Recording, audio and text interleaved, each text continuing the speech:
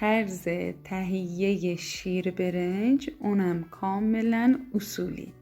سلام دوستان عزیز، خوبین؟ خیلی خوش اومدین به کانال خودتون. برنج نیم دانه ایرانی میخوایم 1 فنجان سرخالی پاکش کنید، تمیز چند مرتبه بشورینش تا آبش زلال بشه.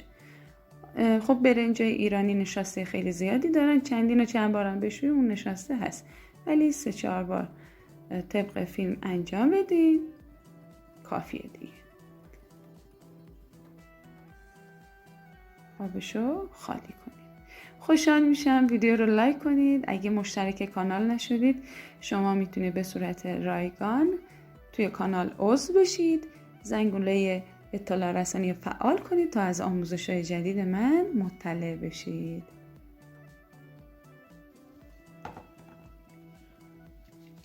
آبشو کامل خالی کنید. 1 لیتر شیر پرچرب میخوایم. از این 1 لیتر اندازه 1 لیوان من میذارم کنار برای انتهای آموزش که بهتون نشون میدم میخوام چیکار کنم. میذارین روی حرارت خیلی خیلی ملایم 20 دقیقه 20 الی 25 دقیقه. خب نیم دانه هستش، برنج ایرانی هم زود پخت میشه. توی 20 دقیقه چند بار هم بزنید تا ته نگیره. شعله حتما ملایم باشه ها. با شعله تند، شعله زیاد بپزینه شیر تبخیر میشه، هیچی دیگه نمیمونه. بعد 20 دقیقه 2 قاشق غذاخوری خامه صبحونه میخوایم سرپر. همون شیری که گفتم به اندازه 1 لیوان من نگه داشته بودم میخوام با خامه نگاه کنید هم بزنید تا 1 دست بشه خامه و شیر.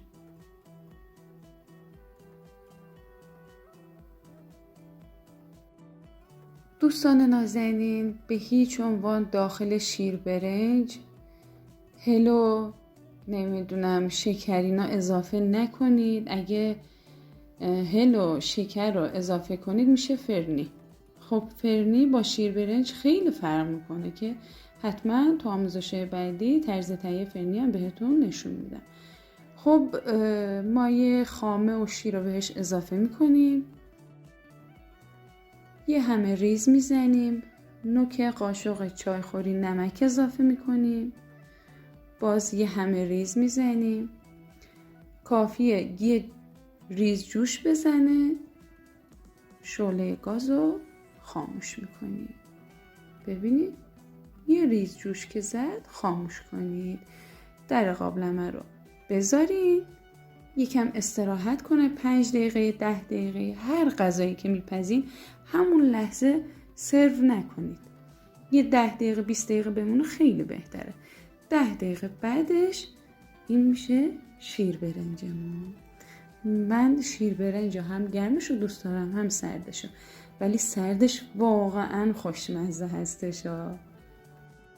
اگه میگم داخل شیر برنج شکر نباشه، وانیل نباشه یا هل نباشه، عطر و طعم هل و وانیل رو نده، فقط به خاطر اینکه خواستم یه آموزش کاملا اصولی به شما نشون بدم. چون شیر برنج عطر و طعمش فقط همین شیره هستش و اگه شیر پرچرب باشه که طعم مزه خامه رو میده. اگه نه که ما خامه اضافه کردیم با اینکه شیرمون پرچرب بود. خب شیرای کارخونه‌ای پرچرب می‌نویسن ولی اونقدر پرچرب هم نیستش.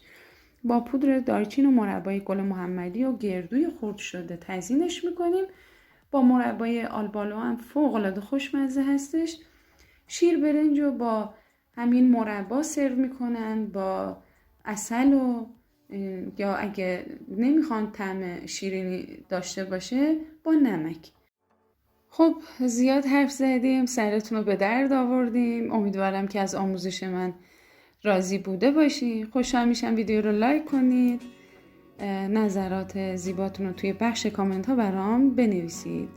شما رو تا آموزش های بعدی به خدای بزرگ میسپارم و سپاسگزارم از تک تک شما عزیزان که تا انتهای آموزش با من همراه بودید. خدا نگهدارتون.